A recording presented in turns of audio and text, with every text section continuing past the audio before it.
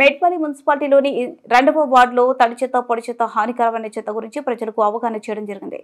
ఈ కార్యక్రమానికి ఈ వార్డు ప్రజలు పెద్ద సంఖ్యలో పాల్గొన్నారు. ఈ సందర్భంగా పర్యావరణ పరిరక్షణలో భాగంగా ప్రతి ఇంట్లో తడి చెత్త, వ్యర్థాలు, కూరగాయలు వ్యర్థాలు మొదలైనవి మరియు పొడి చెత్త, ప్లాస్టిక్, కాగితం, లోహం, గాజు మొదలైనవి వేరువేరుగా సేకరించడం ఎంత ముఖ్యమో వివరించారు.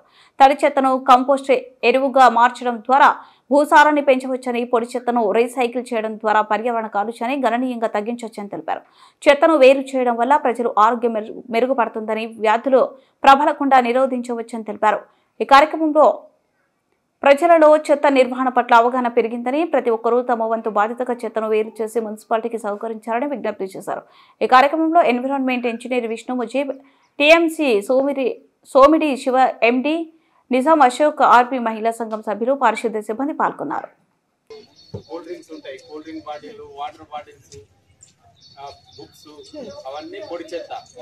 అవన్నీ కూడా వేరు చేసి ఇచ్చిరనుకో, మీరు అవన్నీ కూడా వేరు చేసి ఇచ్చిరనుకో, మేము అవి డిఆర్సిసి, మా దగ్గర డిఆర్సిసి అని ఉంటుంది, అక్కడికి పంపిస్తాం.